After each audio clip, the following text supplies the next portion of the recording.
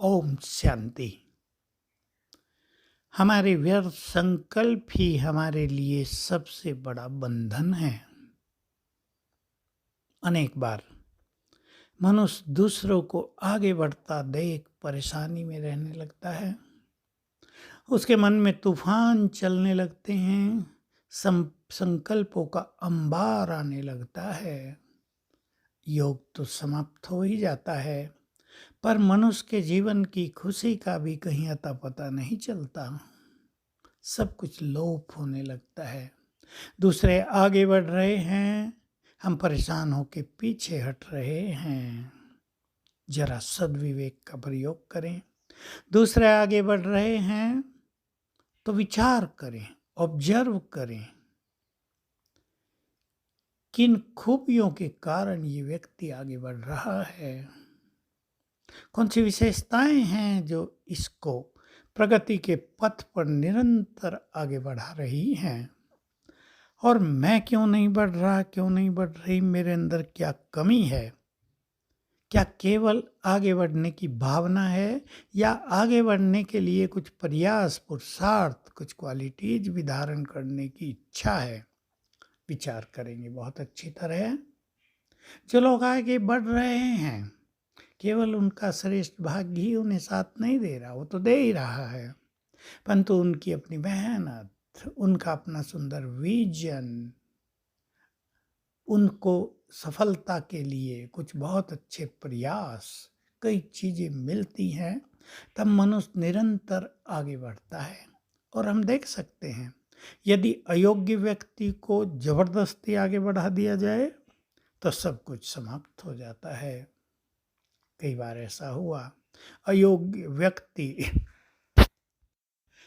व्यक्ति सत्ता पर काबिज हो गए, सब कुछ खेल बिगड़ गया, क्योंकि योग्य थे नहीं।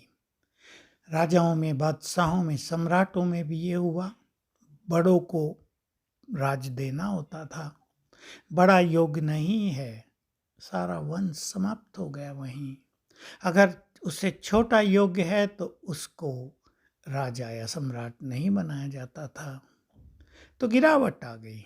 और कुछ राजाओं का ऐसा भी उदाहरण है जिन्होंने अपने योग्य बच्चों को ही गद्दी दी, उनका राजवंश लंबे काल तक चलता रहा। तो हम सब भी अपने संगठनों में योग्य लोगों को चुने। मोस्ट इम्पोर्टेंट बात है। कभी कभी सीनियरिटी के हिसाब से हम चुन लेते हैं, ये पुराने हैं, ये सीनियर हैं, इनको ही ये पद देना चाहिए। योग्य व्यक्तियों को पीछे छोड़ देते हैं, लेकिन इससे संगठन में नुकसान होता है, ऑर्गेनाइजेशन को नुकसान होता है। योग्य व्यक्तियों को आगे लाया जाए और हम सभी अपनी एक मेंटलिटी बनाएं कि हमें कभी भी परेशान नहीं होना है।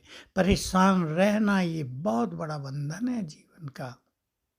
कई लोग बिना मतलब भी परेशान रहते हैं, कई लोग छोटी छोटी बातों में परेशान हो जाते हैं। कोई इच्छा पूरी नहीं हुई तो ही परेशानियों का सामना करने लगते हैं। मन बहुत उदास हो जाता है, कहेंगे मैं बहुत परेशान हूँ। कईयों के मुख से ये शब्द सुनते हैं कि मैं बहुत परेशान हूँ। अच्छा तो नहीं लगता।